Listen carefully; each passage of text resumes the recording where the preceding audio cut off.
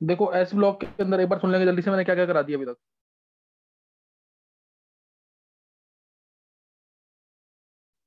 है ना। S block में क्या क्या हो गया एक बार सुन लेंगे, फिर स्टार्ट करते हैं आगे। देखो एस ब्लॉक के अंदर अभी तक हमने क्या क्या कर लिया है। एक तो इसकी इलेक्ट्रॉनिक कन्फिग्रेशन, इलेक्ट्रॉनिक कन्फिग्रेशन की बात कर लिया, इसकी physical properties clear.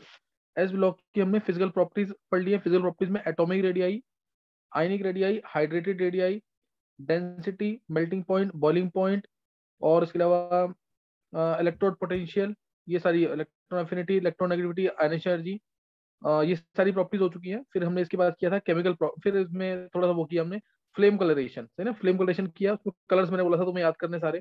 Flame colouration के बाद हमने एक टॉपिक और कर लिया, रिड्यूसिंग एजेंट, लिथियम जो है सबसे स्ट्रॉन्ग था ग्रुप 1 के अंदर। और इसके बाद हमने किया केमिकल प्रॉपर्टीज। केमिकल प्रॉपर्टीज तो मैंने कहा था तुम्हें, एक वर्ड से याद कर लेंगे, H2O से। H2O के अंदर एच आ रहा है और ओ आ रहा है। H2 तो आ ही गया। एच से हाइड्रोजन, फिर हेलोजन और ऑक्सीजन। ऑक्सीजन यानी एयर, ऑक्सीजन यानी air, hydrogen, halogen, oxygen, oxygen मतलब एयर, और वाटर। ये तो है ही एक इलेक्ट्रॉन पोटेंशियल और टॉपिक कह सकते हैं, जो किसके अंदर आएगा, केमिकल प्रॉपर्टीज के अंदर। केमिकल प्रॉपर्टीज के अंदर हमने लिथियम के साथ, ये मैंने कल रिएक्शन तो बता दी थी, reaction air, reaction with air और वाटर चल रहा था हमारा टॉपिक ना, एयर एंड वाटर। तो रिएक्शन विद एयर के अंदर मैंने तुम्हें बताया अल्कली मेटल्स के लिए कि लिथियम जो है ये बनाएगा मोनोऑक्साइड्स। लिथियम क्या बनाता है, मोनोऑक्साइड्स। लिथियम बनाता है मोनोऑक्साइड, सोडियम बनाता है परऑक्साइड,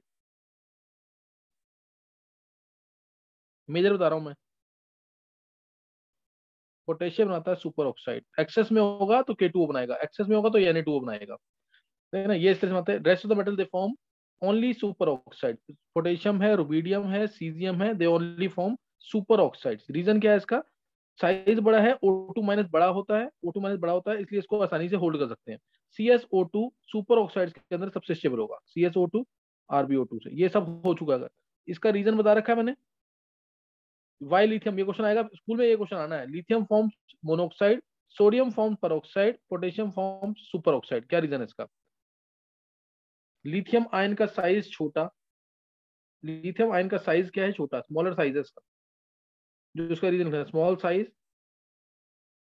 इसका पॉजिटिव फील्ड बहुत स्ट्रांग होगा, इसका पॉजिटिव फील्ड इसके अराउंड, क्योंकि साइज छोटा है तो पॉजिटिव चार्ज कंसंट्रेटेड रहेगा छोटे वॉल्यूम पे, छोटे साइज पे, तो उसका पॉजिटिव फील्ड बहुत स्ट्रांग है।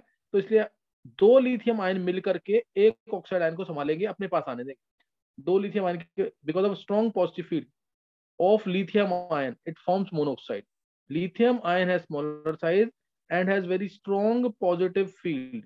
Strong positive field है इसका, तो इसलिए ये मोनोऑक्साइड बनाएगा। Down the group strength of this positive field goes on decreasing.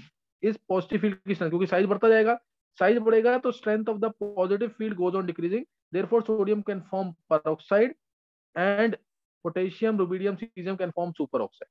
ये सुपर ऑक्साइड बना देते हैं। फिर इसी में वाटर के साथ रिएक्शन भी आती है, ये भी नोट कर लेंगे। वाटर से रिएक्ट करेगा, क्या बनाएगा, ये क्या बनाएगा, और ये क्या तीनों क्या बनाएंगे। वाटर से रिएक्शन होगी तो LiOH, LiOH। चाहो तो पॉजिटिव नेगेटिव ज्वाइन करना तुम्हें, Li प्लस है और O2 नेगेटिव है ना, O2 नेगेटिव है, Li प्लस और O2 नेगेटिव है। तुम्हें सिर्फ पॉजिटिव नेगेटिव को ज्वाइन करना है, उससे आंसर मिल जाएगा। Li प्लस है, OH आयंस ज्वाइन कर जाएंगे इसके साथ, सही ना। इसके साथ OH आयंस ज्वाइन कर जाएंगे और O2 माइनस और H प्लस भी OH आयंस बना देगा, तो LiOH बन जाएगा। Li प्लस के साथ पानी के OH आयंस ज्वाइन कर जाएंगे, ओ H प्लस आयंस O2 इसका ज्वाइन कर जाएंगे, तो ये भी OH आयंस बना देंगे। OH नेगेटिव यहाँ से बना, LiOH तो है ही, तो LiOH बन जाएगा, ट्वाइस ऑफ LiOH। ऐसे ही Na2O2 है, Na2O2 में क्या है, Na प्लस है, सही ना, 2Na प्लस है, और O2 2 नेगेटिव है, O2 2 नेगेटिव, सही ना, O2 2 नेगेटिव। तो पानी डालेंगे तो पानी के OH आयंस इधर कंबाइन कर जाएंगे, H प्लस यहाँ कंबाइन कर जाएगा, तो बस ज्वाइन कर लो, तो 2NaOH आएगा और H2O2 आएगा। ये H2O2 की प्रिपरेशन भी है, plus H2O2, 2NaOH plus H2O2, 2NaOH plus H2O2 आ जाएगा, क्लियर। 2NaOH और H2O2 आ जाएगा, ये आ गया। और KO2 जो बना, KO2, ये बहुत इंपॉर्टेंट है, इसका क्वेश्चन आया हुआ है, एम्स के पेपर में आया हुआ, नीट में भी आया हुआ है। KO2 it is use in submarines and aircraft वगैरह में ये यूज करते हैं KO2 को। रीजन क्या है इसका, इसका रीजन क्या, कौन सा आएगा, इसका रीजन क्या है? KO2 is used in submarines and space craft, क्या रीजन आएगा इसका, कौन सा आएगा? क्योंकि सर ये वाटर के अगर साथ रिएक्ट करके O2 भी बाय प्रोडक्ट में देता है। हाँ बिल्कुल सही है, क्योंकि जब ये हाँ रिएक्ट सर, करेगा, कार्बन डाइऑक्साइड एब्जॉर्ब करता है। हाँ कार्बन डाइऑक्साइड को एब्जॉर्ब करेगा, ऑक्सीजन रिलीज करेगा, तो सबमरीन में ऑक्सीजन की रिक्वायरमेंट होती है, CO2 को हम नहीं चाहते हैं, इस वजह से देखो K प्लस है और O2 माइनस है, K प्लस और O2 माइनस है, तो K plus OH ion combine करके KOH बना देगा, और O2 माइनस ये बीच वाली स्टेट है, बीच वाली स्टेट हमेशा डिस्प्रोपोर्शनेट करती है, तो ये O2 ऑक्सीडाइज होगा, O2 2 माइनस रिड्यूस होगा, अब ये कंबाइन करेगा H प्लस के साथ, बना देगा H2O2, ये H2O2, ये O2 और ये KOH, ये बनेगा KO2 के साथ, KOH plus H2O2 plus O2, KOH plus H2O2 plus O2। KOH जो है CO2 को आसानी से एब्जॉर्ब कर लेगा, क्योंकि CO2 एक एसिडिक गैस है, और O2 जो है ये चाहिए होती है रेस्पिरेशन के लिए, इसलिए स्पेस क्राफ्ट में, सबमरीन्स में हम इसको यूज करते हैं KO2। तो ये क्वेश्चन आया हुआ पेपर, पेपर के लिए इंपॉर्टेंट क्वेश्चन है, तो ये कर लेंगे, ये सब उसमें रिएक्शन विद एयर के अंदर आ जाएगा। रिएक्शन विद एयर मैंने तुम्हें बताया कि Li2O ऑक्साइड है कलरलेस, Na2O2 कलरलेस, लेकिन ये क्या होगा, येलो या ऑरेंज कलर, ये क्या होगा, येलो या ऑरेंज कलर, और कल मैंने तुम्हें बताया इसका क्वेश्चन एक और आता है, इन तीनों में से कौन सा पैरामैग्नेटिक है, Li2O, Na2O2 और KO2 में से कौन सा इसमें से पैरामैग्नेटिक है, ये क्वेश्चन भी बहुत इंपॉर्टेंट है। तो उसमें पैरामैग्नेटिक क्या आ जाएगा, KO2, क्योंकि KO2 में O2 माइनस है, और O2 माइनस में एक अनपेड इलेक्ट्रॉन आएगा, MOT से चेक कर सकते हैं पाई स्टार एंटी बॉन्डिंग के अंदर। तो ये ध्यान रखना, इसके अंदर रिएक्शन विद एयर बता दिया मैंने। ऐसे ही अगर मैं बात करूं ग्रुप 2 की, beryllium, magnesium, calcium, strontium, barium, radium, कौन बताएगा इसके बारे में, कौन बताएगा इसके बारे में?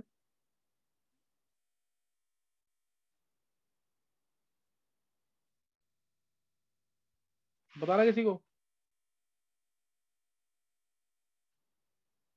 रिएक्शन विद एयर, एयर और वाटर के साथ अगर इनकी रिएक्शन होगी, ध्यान देंगे, एयर के साथ या वाटर के साथ रिएक्शन होगी तो beryllium, magnesium do not react, क्योंकि इनके ऊपर एक प्रोटेक्टिव ऑक्साइड लेयर बन जाती है, क्योंकि इनके ऊपर एक प्रोटेक्टिव ऑक्साइड, मैग्नीशियम फिर भी रिएक्ट कर जाता है, मैग्नीशियम जो है गर्म करेंगे तो ये रिएक्ट कर जाएगा, है ना, एयर वाटर के साथ, लेकिन बेरिलियम तो नहीं रिएक्ट करता है। बेरिलियम अगर रिएक्ट करता भी है ना, इसको पाउडर फॉर्म में ले आएंगे, पाउडर फॉर्म में लाने से सरफेस एरिया बढ़ जाता है, सरफेस एरिया बढ़ जाता है तो रेट ऑफ रिएक्शन बढ़ जाता है, स्पीड रिएक्शन की बढ़ जाती है, इसलिए अगर पाउडर फॉर्म में है और गर्म करेंगे हम इसको, तो ये रिएक्ट करके एयर के साथ, एयर के साथ ये क्या बना देगा, Be3N2, BeO, मिलेगा मिक्सचर, ये एग्जिस्ट भी करते हैं, ऐसे ही ये Mg3N2 और MgO, और ये तो बहुत, ये सब तो वायलेंटली रिएक्ट करते हैं एयर के साथ, ये तो ऑक्सीजन के साथ बहुत वायलेंटली रिएक्ट करते हैं, और इस वजह से ये वैक्यूम क्रिएट करने के काम आते हैं, ये यूज में भी आएगा। जैसे बेरिलियम कहाँ यूज होता है,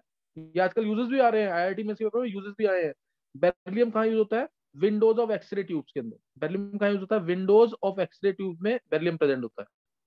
मैग्नीशियम जो है, अगर इसको मिक्स कर देंगे 3% मिक्स्ड मेटल के साथ, मैग्नीशियम का यूज क्या है, मैग्नीशियम को अगर मैंने 3% मिक्स्ड मेटल से मिक्स कर दिया, जो एलॉय होता है मेनली लेंथेनम और सीरियम का, मिक्स्ड मेटल के साथ 3% मिक्स मेटल का मिक्स कर दिया ना मैग्नीशियम को, तो ये जेट इंजन पार्ट बनाने के काम आता है, स्पेस क्राफ्ट में यूज होता है, और जेट इंजन पार्ट बनाने के काम आता है। 3% मिक्स मेटल क्या है, लेंथेनम प्लस सीरियम, 95% होते हैं इसके अंदर, 95%। 5% आयरन होता है इसके अंदर, 5% आयरन होता है, और ट्रेसेस में स्काल याद कर लेना, स्काल यानी सल्फर, कार्बन, कैल्शियम, एल्यूमिनियम, ये ट्रेसेस में होता है, मिक्स मेटल ये चीज है। तो जेट इंजन पार्ट्स बनाने का काम आता है, और MgO छोटा है, ये सबको पता होगा, एज एन एंटासिड यूज होता है। मिल्क ऑफ मैग्नीशिया भी यही है, ऑब्जेक्टिव में पूछा हुआ है, milk of magnesia, milk of magnesia यही है। मिल्क ऑफ लाइम बोलता है तो क्या बोलेंगे, milk of lime, suspension of CaO2, suspension of CaO2, ये ऑब्जेक्टिव में पूछा हुआ है IIT मेंस के, ये सस्पेंशन ऑफ लाइम है, सस्पेंशन ऑफ CaO2, इसको बोलेंगे milk of lime. Lime water क्या होता है, कोलाइडल सॉल्यूशन जो होती है ना CaO2 की, उसको बोलते हैं लाइम वाटर, ये है suspension, suspension of CaO2, this is called as milk of lime. तो ये चीज ध्यान रखना है। इसके अंदर मैंने इसकी, और ये कैल्शियम, स्ट्रोंशियम, बेरियम मेनली कहाँ यूज होते हैं, कैल्शियम, स्ट्रोंशियम, बेरियम ये एयर से बहुत फास्ट रिएक्ट करते हैं, ऑक्सीजन बहुत फास्ट रिएक्ट करते हैं, तो कहीं अगर वैक्यूम क्रिएट करना है ना तो उधर यूज करेंगे इसको, कैल्शियम, स्ट्रोंशियम, बेरियम को कहीं वैक्यूम क्रिएट करना। और ये तीनों सुपर ऑक्साइड भी बना सकते हैं थोड़े हाई टेम्परेचर पे। CaO2, ये परऑक्साइड सुपर ऑक्साइड बनाते हैं, BaO2, इस तरह से PaO2, SrO2, ये बन गया परऑक्साइड्स। ये परऑक्साइड से बनाते हैं जो परऑक्साइड्स। और रेडियम का पता होगा सबको, रेडियम कहाँ यूज होता है? रेडियम कहाँ यूज होता है? सर कैंसर ट्रीटमेंट में यूज करते हैं इसका आइसोटोप। हाँ, रेडियम बिल्कुल सही है। ये कीमो वगैरह में यूज होता है, ये ट्रीटमेंट ऑफ कैंसर के अंदर रेडियम हो गया, या फिर इसके अलावा रेडियम के अलावा थोरियम हो गया, या फिर एक सब्सटेंस आता है सिस्प्लेटिन। सिस्प्लेटिन ये भी ट्रीटमेंट ऑफ कैंसर में यूज करते हैं। तो ये यूजेस भी मैंने यहाँ बता दिए तुम्हें, यूजेस इसके। Beryllium, magnesium, calcium, strontium, barium, radium, इसके यूजेस बता दिए। बेरिलियम का मैंने तुम्हें बताया कि बेरिलियम का यूज पूछा हुआ पेपर के अंदर। ये भी 2-3 साल के अंदर अंदर ही आया हुआ है। विंडोज ऑफ एक्सरे ट्यूब में बेरिलियम प्रेजेंट होता है, तो ये भी इंपॉर्टेंट है यहाँ पे। मैग्नीशिया तुम्हें पता ही है, वो था कि एज एन एंटासिड यूज होता है, एसिडिटी को दूर करने के लिए हम इसको यूज करते हैं, MgO छोड़ो इसको। तो ये यहाँ पे हमने एयर के साथ रिएक्शन पढ़ लिया है, और वाटर के साथ मैंने इनकी रिएक्शन बता दी है। वाटर से रिएक्ट करेंगे तो हाइड्रोक्साइड्स बनाएंगे, क्लियर। वाटर से रिएक्ट करेंगे तो हाइड्रोक्साइड्स बनाएंगे। बेरिलियम नॉर्मल कंडीशन पे रिएक्ट नहीं करता, मैग्नीशियम भी नॉर्मल कंडीशन पे रिएक्ट नहीं करता है, पाउडर फॉर्म में कर देते हैं इनको, तो फिर भी रिएक्शन हो जाती है गर्म करके। और अगर मैं बात करूं एल्कली मेटल्स की, एल्कली मेटल्स की रिएक्शन विद वाटर, देखो एक्चुअल में रिएक्शन विद वाटर जो है ना, 2 फैक्टर पे डिपेंड करती है। एक होता है thermodynamic factor. Reaction with water depends upon 2 factor. एक होता है थर्मोडायनेमिक फैक्टर, कोई भी रिएक्शन होती है ना वो 2 चीजों पे ही इफेक्ट हो, दो ही चीजें हैं उसको इफेक्ट कर सकते हैं। एक थर्मोडायनेमिक फैक्टर जिसमें डेल्टा जी काउंट करेंगे हम, जिसमें हम काउंट करेंगे डेल्टा जी। और एक होता है हमारा, एक थर्मोडायनेमिक फैक्टर है, और एक है हमारा काइनेटिक फैक्टर। काइनेटिक फैक्टर, देखो थर्मोडायनेमिक फैक्टर मतलब डेल्टा जी ये बताता है अगर रिएक्शन डेल्टा जी किसी रिएक्शन का नेगेटिव है, यानी कोई रिएक्शन अगर डिक्रीज ऑफ एनर्जी से प्रोसीड कर रही है, यानी वो रिलीज कर रही है एनर्जी, तो उसके होने के चांसेस ज्यादा है, यानी रिएक्शन होगी कि नहीं होगी, ये बताता है थर्मोडायनेमिक फैक्टर। ये बताता है थर्मोडायनेमिक फैक्टर। डेल्टा जी अगर नेगेटिव तो रिएक्शन होगी, डेल्टा जी पॉजिटिव तो रिएक्शन नॉन स्पॉन्टेनियस। यानी एक सिंपल वर्ड में बोलूं तो रिएक्शन अगर एनर्जी रिलीज कर रही है, कोई भी सिस्टम में एनर्जी रिलीज हो रही है तो रिएक्शन होगी।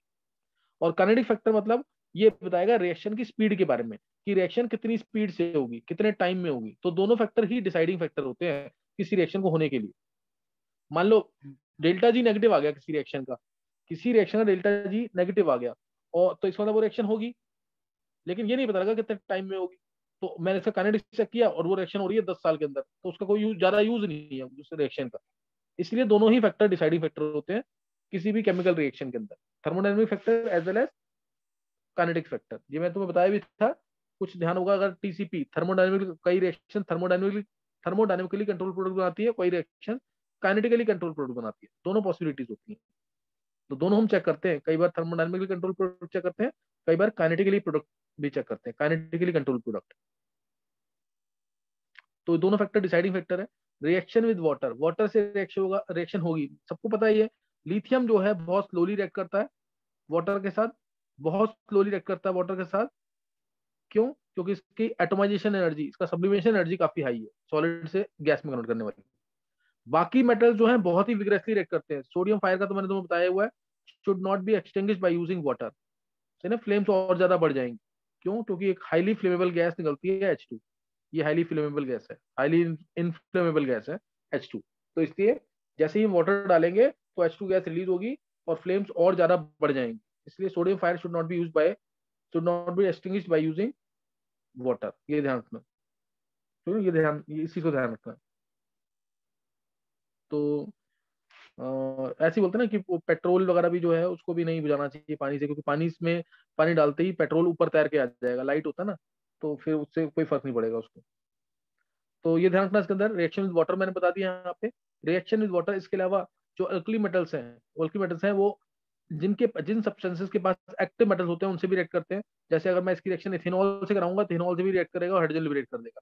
मैं इसकी रिएक्शन एमोनिया से कराऊंगा तो उससे भी रिएक्ट करेगा और H2 गैस लिबरेट कर देगा, जैसे NaNH2 प्लस हाफ H2, इसमें भी C2H5ONA प्लस हाफ H2। जिसके पास एक्टिव हाइड्रोजन है तो लिबरेट करा देगा सोडियम, सोडियम ऐसे रिएक्ट कराएगा, जैसे इथाइन के साथ कराया। तो दोनों एच हट के Na लग जाएंगे, या एक एच हट के भी Na लग सकता है, सोडियम एसिटाइलाइड मिल जाएगा, C triple bond C Na, C triple bond C Na, इस तरह से माइनस माइनस Na प्लस। पर लिथियम के केस में थोड़ी दिक्कत रहती है। लिथियम के केस में अगर मैंने अमोनिया डाल दिया, किसी को याद है क्या बनेगा? लिथियम के केस में अगर मैंने CH ट्रिपल बॉन्ड CH डाल दिया, याद होना चाहिए ये दोनों केसेस, इसमें तो नो रिएक्शन। और ऊपर वाले केस में Li2NH बनता है, इमाइड बनता है, इमाइड बनता है इसमें Li2NH plus H2 gas. Lithium के साथ अगर कार्बाइड बनाना है तो लिथियम प्लस कार्बन बनाएगा कार्बाइड, लिथियम प्लस कार्बन ये बनाएगा कार्बाइड। तो ये मैंने तुम्हें बता दिया, reaction with air and water, alkali metals और alkaline earth metals, alkali metals के लिए और एल्कलाइन अर्थ मेटल्स के लिए reaction with air and water, ये दो चीजें खत्म हो गई है। नेक्स्ट करेंगे reaction with dihydrogen, reaction with dihydrogen या reaction with hydrogen, reaction with hydrogen. तो जैसे कोई भी अल्कली मेटल है, कोई भी अल्कली मेटल है, अगर रिएक्ट करेगा हाइड्रोजन के साथ Li प्लस H2 क्या बना देगा? LiH, Li plus H minus, इस तरीके से LiH2 LiH, और Na plus half H2, half H2 लेना है, NaH बन जाएगा, ऐसे ही KH बन जाएगा, RBH बन जाएगा, CS बन जाएगा, CSH बन जाएगा। और ये तुम्हें पता होना चाहिए इसके अंदर कि ये अकेला है जो कोवेलेंट होता है, लिथियम का हाइड्राइड कोवेलेंट, लिथियम का hydride covalent, rest all hydride they are ionic in nature, rest all hydride they are ionic और सेलाइन। लिथियम का हाइड्राइड कोवेलेंट है तो ये मॉलिक्यूलर हाइड्राइड है, मॉलिक्यूलर हाइड्राइड है, मॉलिक्यूलर हाइड्राइड। और पानी से रिएक्शन की भी पता होनी चाहिए, पानी से रिएक्ट करेगा ये तो NaOH बना देगा प्लस H2 गैस। बस तुम्हें करना है, इसमें कुछ भी नहीं है, पानी के साथ रिएक्शन जब भी होगी तो पॉजिटिव नेगेटिव को जोड़ देना बस। Na प्लस है, H माइनस है, इसमें H प्लस है पानी के अंदर और OH माइनस है, पॉजिटिव नेगेटिव जोड़ दो, NaOH प्लस H2 मिल जाएगा। ऐसे ही इसके अंदर, ऐसे ही इसके अंदर, ऐसे ही इसके अंदर, सब में यही होगा, सही ना। तो ये हाइड्राइड्स हैं, ये alkali metals react with hydrogen to form corresponding hydrides and all hydrides they are of ionic nature, ionic nature के हैं तो इनको सेलाइन हाइड्राइड्स कहते हैं। बस लिथियम का जो हाइड्राइड है, लिथियम का हाइड्राइड जो है वो कोवेलेंट है, ये मॉलिक्यूलर हाइड्राइड है। इसके अंदर अगर हम AlCl3 डाल देते हैं ना, तो एक बहुत इंपॉर्टेंट AlCl3 डाल देते हैं तो बहुत इंपॉर्टेंट रिड्यूसिंग एजेंट बनता है LiAlH, लिथियम एल्यूमिनियम हाइड्राइड, ये बहुत इंपॉर्टेंट रिड्यूसिंग एजेंट है LiAlH4, सही है। तो आयनिक है तो इनका melting point, boiling point generally क्या होगा? हाई होगा। मेल्टिंग पॉइंट और बॉइलिंग पॉइंट क्या होगा इनका? बहुत हाई होगा। ऐसे ही अगर मैं बात करूं रिएक्शन विद हाइड्रोजन, मैंने यहाँ बता दिया। अगर मैं बात करता हूँ एल्कलाइन अर्थ मेटल्स की, तो वो भी अगर रिएक्ट करते हैं इनके साथ, वो भी इनके साथ रिएक्ट करते हैं, हाइड्रोजन के साथ रिएक्ट करते हैं तो वो भी हाइड्राइड्स बनाते हैं। बस बेरिलियम की हाइड्राइड बनाने में दिक्कत आती है, BeH2, BeH2 भी बनाने में, बेरिलियम की हाइड्राइड बनाने में भी, बेरिलियम की क्लोराइड बनाने में भी दिक्कत है। तो इनको थोड़ा डिफरेंट तरीके से प्रिपेयर करते हैं, बेरिलियम की हाइड्राइड भी और बेरिलियम की क्लोराइड भी, they are prepared by slightly different methods. तो मैग्नीशियम रिएक्ट करेगा, कैल्शियम रिएक्ट करेगा, तो सब रिएक्ट कर जाएंगे। मैग्नीशियम रिएक्ट करेगा Mg प्लस H2 तो MgH2 बना देगा, MgH2 बना देगा। कैल्शियम रिएक्ट करेगा तो CaH2 बना देगा, CH2, और CH2 तो हमें पता होगा इसका नाम होता है hydrolith, CaH2 is called as hydrolith, ये ऑब्जेक्टिव में पूछते हैं। और इसकी रिएक्शन अगर वाटर के साथ होगी तो क्या बनेगा इसमें भी? अगर इसकी रिएक्शन वाटर के साथ होगी तो क्या बन जाएगा?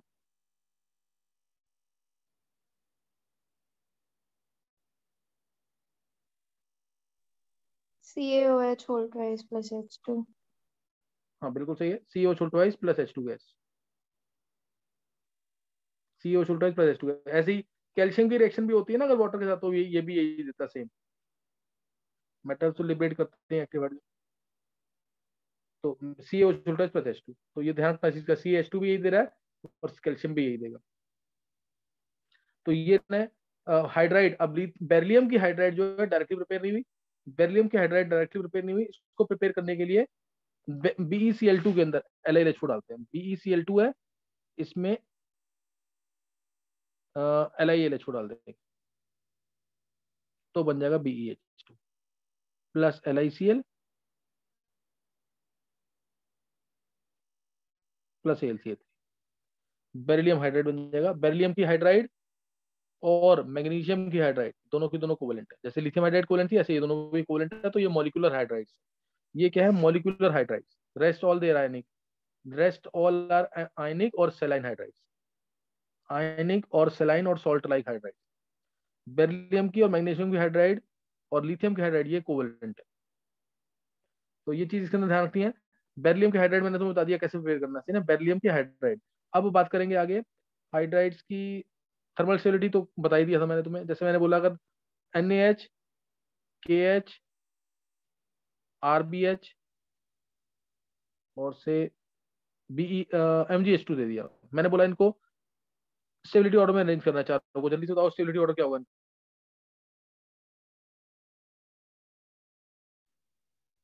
इनका स्टेबिलिटी ऑर्डर क्या होगा इन चारों का?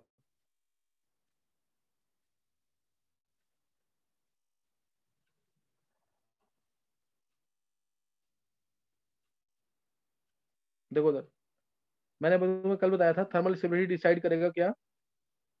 साइज। H माइनस वगैरह क्या है? सिंगल एटम है ना, सिंगल एटम है तो जितना छोटा कैटायन होगा उतनी ज्यादा स्टेबिलिटी। तो MgH2 सबसे ज्यादा स्टेबल, फिर NaH, फिर KH, फिर RBH। This is the order of stability of thermal, this is order of thermal stability of these hydrides. In hydrides का स्टेबिलिटी ऑर्डर ये होगा। इन हाइड्राइड्स का किसी का सही निकला था आंसर ये?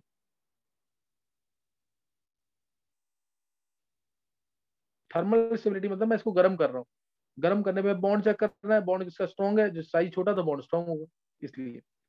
तो इस तरह से कर लेंगे। तो ये मैंने हाइड्राइड्स के बारे में बता दिया तुम्हें। हाइड्राइड्स कैसे प्रिपेयर होंगी? सबकी सारी हाइड्राइड डायरेक्टली प्रिपेयर हो जाती है, सभी आयनिक हैं, बस LiH, BeH2 और MgH2 को छोड़ करके। इसके अलावा BeH2 डायरेक्टली प्रिपेयर नहीं होती है, उसको हमें BeCl2 प्रिपेयर करके उसमें लिथियम एल्यूमिनियम हाइड्राइड यानी एक रिड्यूसिंग एजेंट डालना पड़ेगा, तब जाके ये प्रिपेयर होगी BeH2, साथ में LiCl और AlCl3 मिल जाएगा। अब रिएक्शन विद हेलोजेंस आ जाएगा यहाँ पर। Reaction with halogens, reaction with halogens. देखो हेलोजन से रिएक्ट करेंगे, मैं बात करूंगा हेलोजन से रिएक्ट करना है तो M+X2 MX मिलेगा अगर अल्कली मेटल है, MX मिलेगा अगर अल्कली मेटल है, M+X2 MX2 मिलेगा अगर M अल्कलाइन अर्थ मेटल है। बस दिक्कत किसको प्रिपेयर करने में आएगी? दिक्कत आएगी प्रिपेयर करने में BeCl2 को।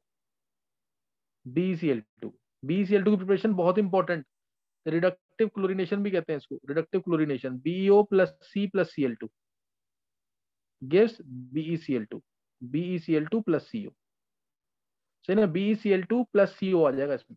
ये बहुत इंपॉर्टेंट प्रिपरेशन है BeCl2 की, सही ना, इंपॉर्टेंट प्रिपरेशन है BeCl2, BeO+C+Cl2, उसको बोलते हैं रिडक्टिव क्लोरीनेशन, रिडक्टिव क्लोरीनेशन, सही ना। रिडक्टिव क्यों बोला? क्योंकि ऑक्सीजन से हटा है, ऑक्सीजन का हटना क्या होगा? रिडक्शन। और Cl2 डाला है, Cl2 डाला है तो क्लोरीनेशन, रिडक्टिव क्लोरीनेशन। इस तरीके से क्या क्या प्रिपेयर होता है वो भी नोट कर लेंगे। MgO+C+Cl2 ये भी प्रिपेयर कर सकते हैं, MgCl2+CO। इस तरीके से ग्रुप 13 के भी B2O3+C+Cl2, BCl3 प्रिपेयर हो जाएगा। इस तरीके से Al2O3+C+Cl2, AlCl3 प्रिपेयर हो जाएगा प्लस CO। तो इससे रिडक्टिव क्लोरीनेशन रिएक्शन है, इंपॉर्टेंट है, चारों के लिए ध्यान रख लेंगे। और स्पेशली हम BeCl2 को प्रिपेयर करने के लिए यूज करते हैं इसको, BeCl2 को प्रिपेयर करने के लिए। तो अगर एक इंपॉर्टेंट कन्वर्जन दे दूं मैं, बेरिलियम से कन्वर्ट करना है BeH2, शायद मैंने कराया भी लेक्चर्स में, Be से BeH2 बनाना है, तो कौन बताएगा ये प्रिपरेशन? Be से BeH2,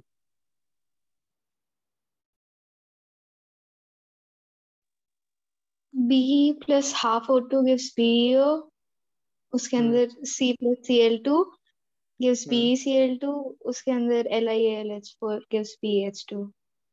बिल्कुल सही है। क्या ये उसमें थी छवि, उसमें जो लेक्चर दिए मैंने? Yes sir. हाँ ये IIT में पूछी हुई है रिएक्शन, तो ये भी तुम्हें आनी आनी चाहिए, इजी है। बेरिलियम की ना तो हाइड्राइड प्रिपेयर होती है डायरेक्टली, ना ही इसकी, ना इसके क्लोराइड। और फ्लोराइड का भी ना बेस्ट जो रूट है वो NCERT में दे रखा है। फ्लोराइड प्रिपेयर करने का भी बेस्ट रूट जो है ना, वो है NH4 whole twice BeF4, NH4 whole twice BeF4, ammonium ammonium tetrafluoroberyllate, ammonium tetrafluoroberyllate इससे प्रिपेयर होता है, इसको गर्म करेंगे ना जब, तो ये देगा BeF2, तो ये BeF2 देगा प्लस 2NH3 देगा प्लस 2HF देगा, BeF2 plus 2NH3 plus 2HF, ये BeF2 को प्रिपेयर करने का बेस्ट तरीका है। तो ये भी एनसीईआरटी में देखा है, इसको भी करना तुम ना, इसको भी करना है। तो यहाँ पे हमने कर लिया reaction with halogens, reaction with halogens हमने क्या क्या क्या पढ़ लिया, reaction with air and water पढ़ लिया, रिएक्शन विद वाटर अलग से कर लिया, रिएक्शन विद हाइड्रोजन कर लिया, रिएक्शन विद हेलोजेंस कर लिया, रिएक्शन विद हेलोजेंस। किसी को कोई डाउट है इसमें? अब सबको क्लियर हो गया? ये हमने केमिकल प्रॉपर्टीज पढ़ लिया। एक इलेक्ट्रॉन पोटेंशियल में ऑलरेडी पढ़ा चुका हूँ, रिड्यूसिंग नेचर, जो रिड्यूसिंग नेचर है नेक्स्ट प्रॉपर्टी है इसकी केमिकल प्रॉपर्टी, वो मैं ऑलरेडी पढ़ा चुका हूँ, lithium is the strongest reducing agent. और ग्रुप 2 में barium is the strongest reducing agent, barium is the strongest reducing agent, ये मैं तुम्हें करा चुका हूँ, इसलिए मैं इसको नहीं ले रहा हूँ। नेक्स्ट हम पढ़ेंगे इसके अंदर solutions of alkali metals in liquid ammonia. ये बहुत इंपॉर्टेंट है, जैसे मैंने तुम्हें बोला कि पेपर में ये क्वेश्चन जरूर आएगा, lithium is the strongest reducing agent why, ऐसे ही ये भी बहुत इंपॉर्टेंट है। Why solution of alkali metals in liquid ammonia, why solutions of alkali metals in liquid ammonia is highly conducting and coloured, why solutions of alkali metals in liquid ammonia is highly conducting and coloured. तो ये question जरूर आना है। तो पहले तो तुम इसकी इक्वेशन दिखाओगे M plus X plus Y NH3, क्योंकि कुछ अमोनिया का पार्ट जाएगा कैटायन के साथ, कुछ अमोनिया जाएगा इलेक्ट्रॉन्स के साथ, इसीलिए मैंने X प्लस वाई लिखा है। इसलिए मैंने क्या लिखा है, X प्लस वाई। तो यहां मिल जाएगा ammoniated cations M plus NH3 whole X plus electrons NH3 whole Y, plus electrons NH3 whole Y. ये M जो है एक्चुअल में ये टूटता है M प्लस प्लस इलेक्ट्रॉन्स के अंदर। अब M प्लस के साथ अमोनिया गए X मोल्स, और इलेक्ट्रॉन्स के साथ Y मोल्स ऑफ अमोनिया गए, तो इसलिए मैंने लिख दिया है एमोनेटेड कैटायंस कहते हैं इसको, एमोनिएटेड कैटायंस कहते हैं इसको एमोनेटेड इलेक्ट्रॉन्स कहते हैं, एमोनिएटेड इलेक्ट्रॉन, अमोनिया फिर टीईडी, अमोनिया फिर टीईडी, this is called as ammoniated cation and this is called as ammoniated electrons, ammoniated cations, ammoniated electrons. ये अब इसमें आ जाएगा क्या, ये एमोनेटेड कैटायंस एमोनिएटेड इलेक्ट्रॉन्स बता दिया मैंने यहाँ पे। अब ध्यान देंगे ऐसे ही ना उसके अंदर भी होगा, M प्लस M यहाँ पे अल्कलाइन अर्थ मेटल है, X प्लस 2Y लिया अमोनिया, तो ये मिल जाता है यहाँ पे M2 प्लस, यानी M2 प्लस आएगा ना यहाँ पे, M gives M2 plus plus 2 electrons, तो क्या आ जाएगा NH3 whole X plus twice of electron NH3 whole Y, ये आ जाएगा, ये आ जाएगा इसके अंदर। और कुछ टाइम पड़े पड़े अपने आप ही एमोनेटेड कैटायंस जो हैं इलेक्ट्रॉन्स को लेकर के MnH2 में कन्वर्ट हो जाते हैं। ये क्या है, लिक्विड अमोनिया, गैसियस अमोनिया में रिएक्शन मैंने तो बताई है कि MnH2 बनता है, अपने आप पड़े पड़े जो एमोनेटेड कैटायंस हैं, एमोनेटेड कैटायंस जो हैं इलेक्ट्रॉन्स को गेन करेंगे, साथ में लिक्विड अमोनिया भी आता है इसमें, और बन जाएगा MnH2 प्लस हाफ H2। ये तो मैंने रिएक्शन बता दी। अब इसका जो क्वेश्चन आना है, क्वेश्चन मैंने तुम्हें क्या बताया, इसका क्वेश्चन जो आएगा वो क्या आएगा, solution of alkali metals in liquid ammonia highly conducting and coloured. Blue colour की सॉल्यूशन होती है, ये ऑब्जेक्टिव में IIT में भी क्वेश्चन भी आया था रिसेंटली कि कौन सा ब्लू कलर का है। तो एमोनेटेड कैटायंस, एमोनेटेड इलेक्ट्रॉन्स की वजह से देखो, जैसे ही हम अल्कली मेटल को हीट करेंगे अमोनिया, लिक्विड अमोनिया के अंदर, तो ये वाले इलेक्ट्रॉन जो है ना, ये वाले इलेक्ट्रॉन ये एक्साइट होंगे हायर एनर्जी लेवल पे, ये इलेक्ट्रॉन्स एक्साइट होंगे, ammoniated electrons will get excited to higher energy level, जहां पे उनकी लाइफ कम है, ग्राउंड स्टेट पे आएंगे और कॉम्प्लीमेंट्री ब्लू कलर रिफ्लेक्ट करते हैं, कॉम्प्लीमेंट्री ब्लू कलर रिफ्लेक्ट करते हैं। और कनेक्टिंग तो दिख ही रहा है क्यों है, जब इतने सारे कैटायंस मिलेंगे तुम्हें, इतने सारे इलेक्ट्रॉन्स मिलेंगे, एमोनेटेड कैटायंस और एमोनेटेड इलेक्ट्रॉन्स की वजह से सॉल्यूशन कंडक्टिंग, एमोनेटेड कैटायंस और एमोनेटेड इलेक्ट्रॉन्स की वजह से सॉल्यूशन क्या है, कंडक्टिंग है, समझ गए कि नहीं। और दूसरा एक क्वेश्चन हो रहा है, अगर कंसंट्रेशन एमोनिया का अबव 3 मोलर हो गया, अबव 3 मोलर कंसंट्रेशन हो गया अगर, तो ये इलेक्ट्रॉन जो है वो क्लस्टर्स बना देंगे, इकट्ठे हो जाएंगे इलेक्ट्रॉन, और क्या बना देंगे, क्लस्टर्स बना देंगे। इलेक्ट्रॉन्स का क्लस्टर बन जाएगा।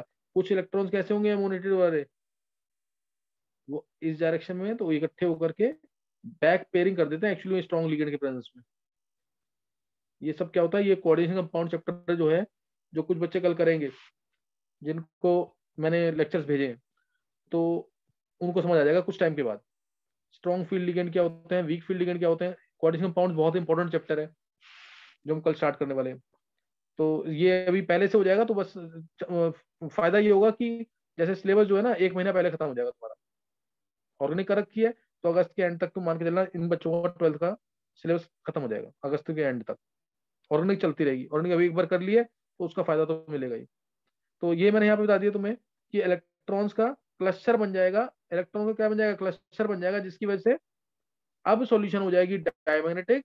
पहले थी पैरामैग्नेटिक, यहाँ सॉल्यूशन क्या है पैरामैग्नेटिक, इधर क्या बन गई डायमैग्नेटिक, क्योंकि क्लस्टर बन गया, बैक पेयरिंग हो गई, अनपेयर्ड इलेक्ट्रॉन बचा नहीं, तो अब सॉल्यूशन डायमैग्नेटिक है। पहले पैरामैग्नेटिक थी, अब हो गई डायमैग्नेटिक। और कलर भी ब्लू से हो जाता है कॉपर बॉन्ड, कलर भी ब्लू से क्या हो जाएगा कॉपर बॉन्ड।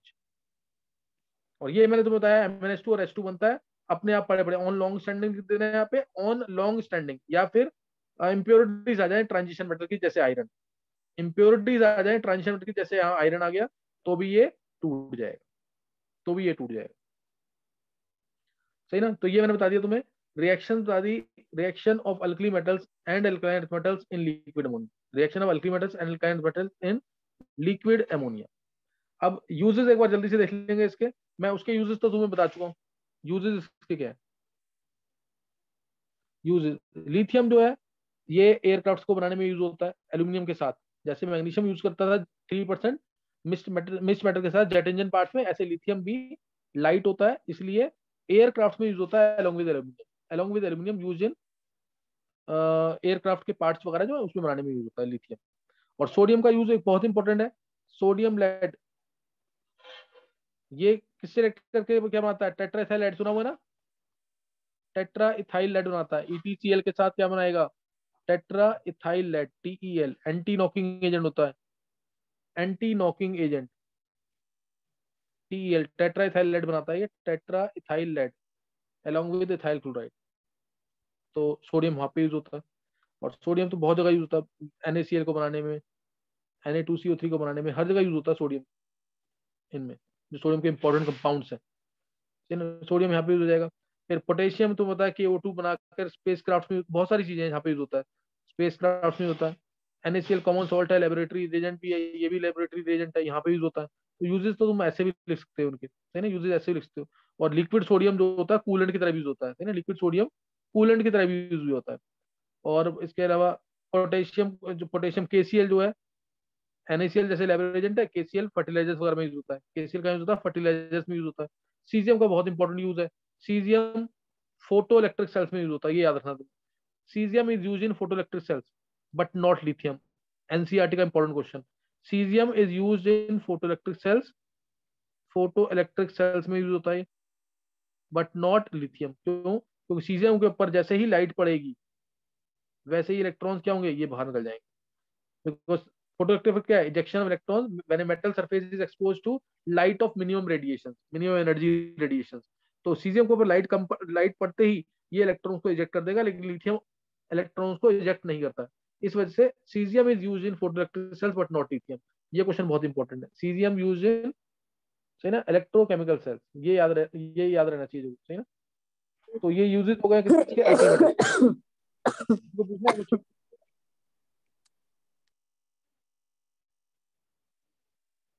किसी को पूछना है कुछ।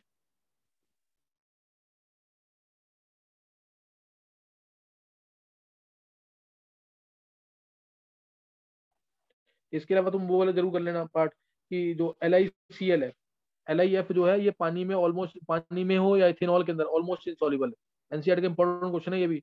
LiF ऑलमोस्ट इंसॉल्युबल है क्योंकि Li प्लस और F- बहुत हाई लैटिस एनर्जी है, दोनों का साइज छोटा है ना, लैटिस एनर्जी बहुत ज्यादा है, इसका लैटिस ब्रेक ही नहीं करता पानी के अंदर, लैटिस एनर्जी हाई, ये वर्ड याद रखना। लेकिन LiCl जो है ना, ये पार्शली कोवेलेंट है, पार्शली कोवेलेंट पार्शियल आयनिक, जैसे तुम कहते हो 50-50% है दोनों का, आयनिक करेक्टर भी और कोवेलेंट करेक्टर भी, इसलिए पानी के अंदर भी सॉल्युबल है और एसीटोन के अंदर भी सॉल्युबल है। ये NCERT का क्वेश्चन है, एसीटोन में भी सॉल्युबल है, मतलब इतना नहीं है सॉल्युबल, क्योंकि इसके अंदर partial covalent character, partial ionic character है, therefore it is soluble both in water as well as in acetone, दोनों के अंदर सॉल्युबल है। सही ना, ये दोनों के अंदर सॉल्युबल है LiCl। ये एनसीईआरटी का इंपॉर्टेंट क्वेश्चन है, इसको जरूर कर लेना। तो यहां तक अभी हमने खत्म कर लिया ना। अब हमें खत्म जो करना है ना मेनली, वो है कंपाउंड्स ऑफ सोडियम। कंपाउंड्स मैंने ये यहाँ तक बता दिया तुम्हें, एक में बायोलॉजिकल इंपॉर्टेंस रह गया और एक compounds of sodium and calcium. ये हम ट्राई करेंगे, कल खत्म कर लेंगे इसको। तो यहाँ तक पढ़ के रखना, और कल कुछ बच्चों को कोऑर्डिनेशन कंपाउंड्स करना है अटेंड, मैं भेज दूंगा लिंक तुम्हें।